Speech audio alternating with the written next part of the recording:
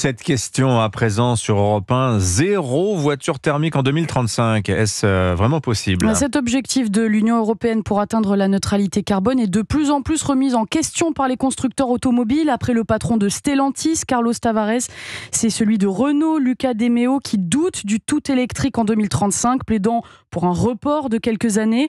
Aurélien Fleureau, le moteur thermique, n'a donc pas dit son dernier mot. La marche arrière n'est pas encore enclenchée, mais de plus en plus d'arguments donnent à la clause de revoyure de 2026 un air de tournant décisif. D'autant plus que les premiers doutes apparaissent au grand jour chez les constructeurs allemands.